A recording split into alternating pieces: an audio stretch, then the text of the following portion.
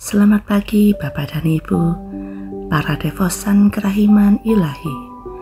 Bacaan hari ini dari buku harian Santa Faustina nomor 937 sampai dengan 939.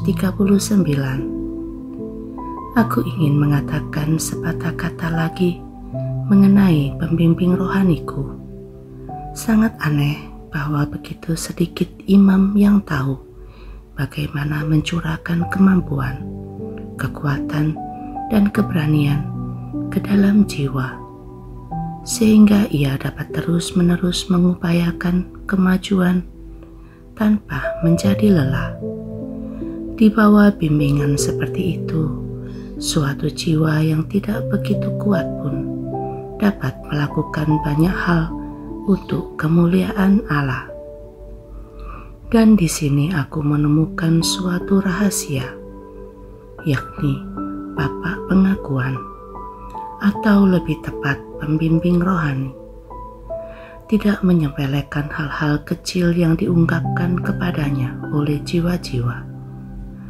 Dan ketika jiwa itu sekuat tenaga dan tidak menyia-nyiakan kesempatan yang paling kecil sekalipun untuk melaksanakan keutamaan dan juga untuk menghindari kesalahan-kesalahan yang paling ringan. Dan dari usaha-usaha ini, ibarat dari batu-batu kecil, berdirilah dalam jiwa itu suatu bait yang sangat indah. Sebaliknya, kalau suatu jiwa tahu bahwa Bapak pengakuan mengabaikan hal-hal kecil ini, ia pun akan mengabaikannya dan tidak lagi mengungkapkannya kepada Bapak pengakuan, dan lebih buruk lagi akan mulai menjadi teledor dalam hal-hal kecil. Dengan demikian, ia tidak semakin maju, tetapi setahap demi setahap semakin mundur, dan baru menyadari situasi itu ketika ia telah jatuh ke dalam sejumlah kesulitan yang serius. Di sini, suatu pertanyaan yang serius muncul dengan sendirinya. Siapakah yang bersalah, jiwa yang bersangkutan, atau Bapak pengakuan? Maksudnya pembimbing rohani? Di sini aku berbicara tentang pembimbing. Menurutku, semua kesalahan harus ditimpakan pada pembimbing rohani yang tidak bijaksana. Satu-satunya kesalahan jiwa itu adalah mengambil begitu saja keputusan seorang pembimbing rohani.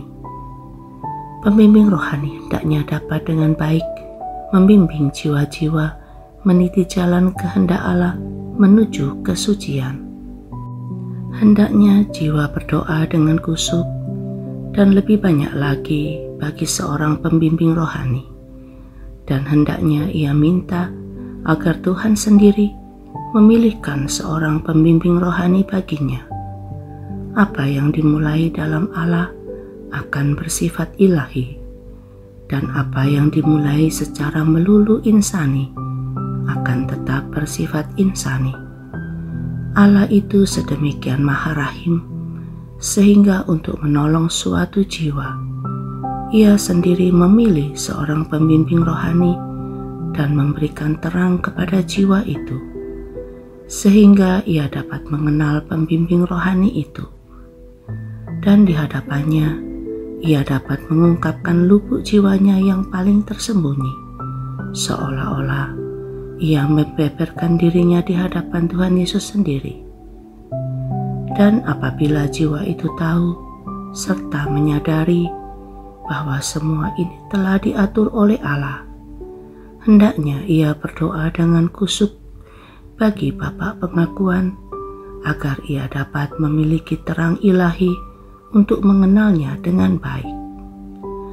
Hendaknya ia tidak berganti-ganti pembimbing seperti itu, kecuali karena alasan yang sungguh berat. Sama seperti ia telah berdoa secara kusuk dan cukup banyak untuk mengetahui kehendak Allah sebelum memilih seorang pembimbing rohani. Demikian juga hendaknya ia berdoa dengan kusuk dan cukup lama untuk menentukan apakah sungguh merupakan kehendak Allah bahwa ia meninggalkan pembimbing rohani yang lain. Kalau kehendak Allah tidak sungguh jelas, hendaknya ia tidak berganti pembimbing rohani, karena dengan mengandalkan diri sendiri, orang tidak akan mencapai kemajuan yang berarti.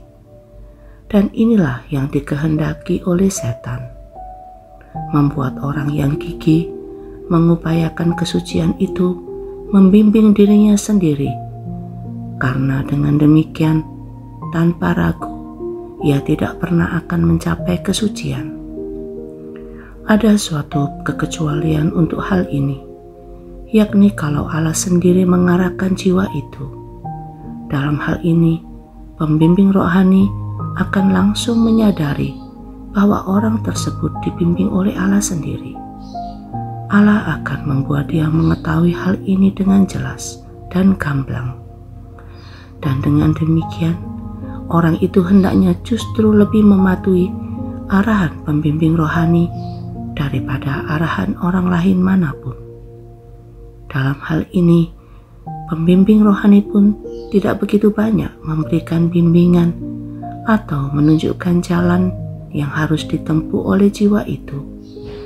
Tetapi, terutama ia akan lebih banyak menilai dan mengukuhkan bahwa jiwa itu meniti jalan yang tepat dan dituntun oleh roh yang baik. Dalam situasi ini, pembimbing rohani hendaknya tidak hanya suci, tetapi juga berpengalaman dan bijaksana. Dan hendaknya jiwa itu menempatkan pendapat pembimbing rohani di atas pendapat Allah sendiri. Karena dengan demikian, jiwa itu akan terhindar dari khayalan dan penyimpangan. Kalau suatu jiwa tidak sepenuhnya mau menundukkan bisikan-bisikan hatinya kepada kontrol ketat gereja, yakni kepada pembimbing rohani, jelas dengan sendirinya bahwa ia sedang dijerumuskan oleh roh jahat. Dalam hal-hal seperti ini, pembimbing rohani hendaknya sungguh-sungguh waspada dan dengan seksama menguji ketaatan jiwa itu. Setan bahkan dapat menyelubungi dirinya dengan mantel kerendahan hati, tetapi ia tidak tahu bagaimana mengenakan mantel ketaatan, dan karena itu rencana-rencana jahatnya akan terbongkar. Tetapi pembimbing rohani hendaknya tidak secara berlebihan mencemaskan jiwa seperti itu. Sebab kalau Allah menempatkan jiwa ini dalam asuhannya, ia juga akan memberi dia terang ilahi yang cemerlang mengenai jiwa itu. Sebab kalau tidak, mustahil ia dapat menangani dengan bijaksana misteri-misteri besar yang terjadi antara jiwa itu dan Allah. Yesus, Engkau andalanku.